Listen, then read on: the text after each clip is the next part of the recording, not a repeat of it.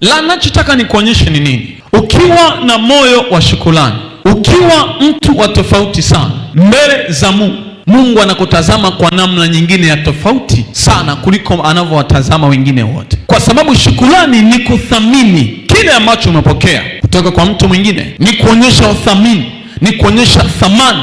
Bwana Yesu asifiwe. Ni kuonyesha umuhimu. Siku zote mwenye shukrani ndio hupokea zaidi kuliko ambaye hana shukrani. Kwa hiyo ukitaka upokee zaidi mbele za Mungu, lazima uwe mtu wa shukrani siku zote. Hata wewe tu mwanao, ukiwa unampa kitu anakushukuru, tena anapiga na magoti kabisa anashukuru, huyo mtoto hata kesho utamletea tena. Na ndivyo ilivyo hata mbele za Mungu.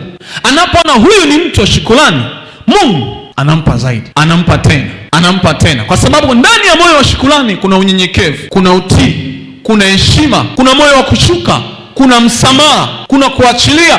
Bwana Yesu asifiwe sana. Hebu ona, Yesu anawaponya wale wakoma 10, alafu anarudi mmoja kushukuru. Lakini Yesu hakudili na yule mmoja, akauliza wale wengine wako wapi? Hawakutakaswa 10, wale 9 wako wapi? Wale wengine wako wapi? Nini? Mungu anauliza, je, wale moyo wao wa shukrani uko wapi? Je, wameona ni kawaida kuponywa? Je, wameona ni rahisi kuponywa? Wameona kitu gani? Bwana Yesu asifiwe sana.